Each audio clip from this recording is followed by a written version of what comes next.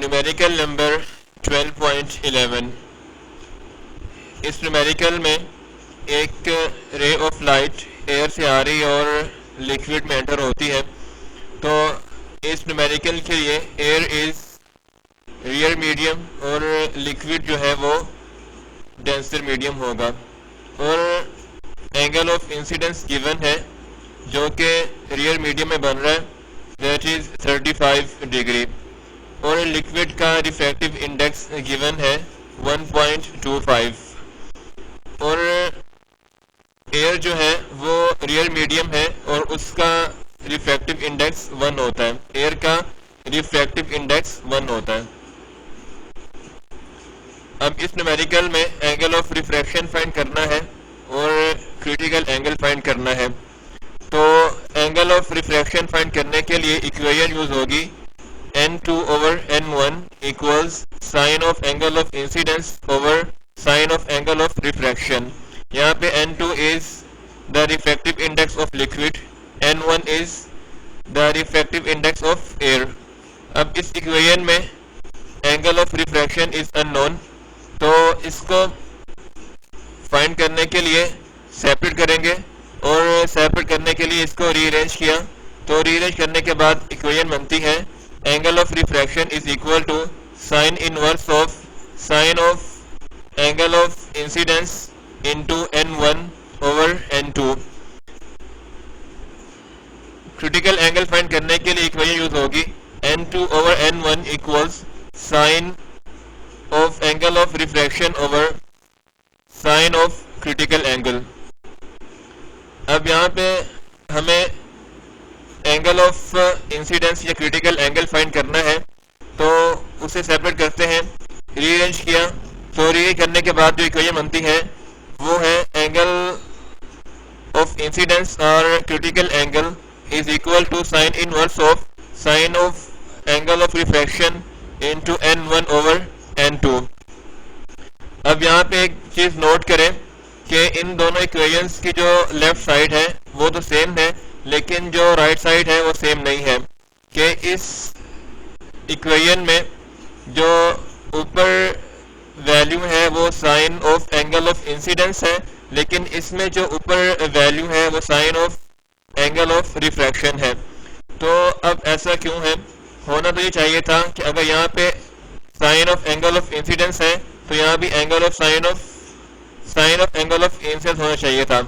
तो लेकिन आपने ये चीज याद रखनी है कि जो स्नेल्स लॉ है वो इस बात पे बेस करता है कि किसी मीडियम का रिफ्रैक्टिव इंडेक्स और उस मीडियम में बनने वाला एंगल एक दूसरे के इनवर्स होते हैं। अब यहाँ पे देखें इस इक्वेशन में n2 is the refractive index of liquid और लिक्विड में एंगल ऑफ रिफ्रैक्शन बन रहा है।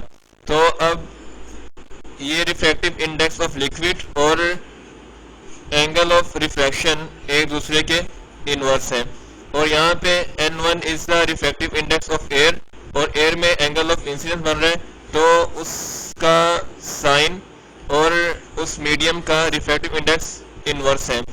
यहाँ पर भी बिल्कुल ऐसा ही है कि इस इक्वेशन में n2 is the refractive index of liquid और क्रिटिकल एंगल जो है वो डेंसर मीडियम में बन रहा है, और क्रिटिकल एंगल के लिए ये कंडीशन मस्ट है कि क्रिटिकल एंगल के अकर होने के लिए रे ऑफ लाइट का डेंसर मीडियम में इंसिडेंट होना जरूरी है।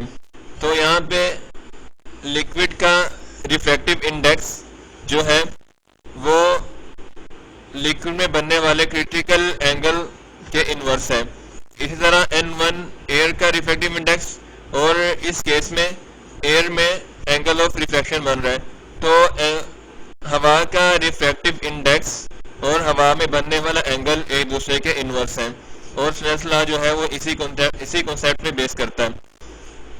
सॉल्यूशन में आते हैं। सॉल्यूशन में इक्वेशन लिखी, angle of refraction is equal to sine inverse of sine of angle of incidence into n1 over n2। Values put की, angle of incidence is 35 degree, n1 is 1, n2 is 1.25, sine 35 को 1 से multiply किया, answer is sine 35। और sign 35 को हमने 1.25 से divide किया तो आंसर इज 0.459। इसका साइन इनवर्स लिया तो angle of refraction is 27.3 degree. Critical angle find करने के लिए इक्वेशन लिखी और उसमें वैल्यूज पुट की।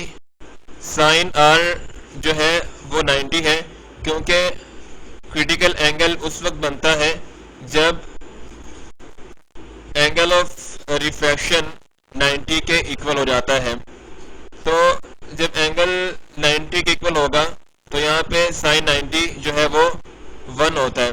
तो 1 को 1 से मल्टीप्लाई किया, आंसर इज 1, और 1 को 1.25 से डिवाइड किया तो आंसर इज 0.8।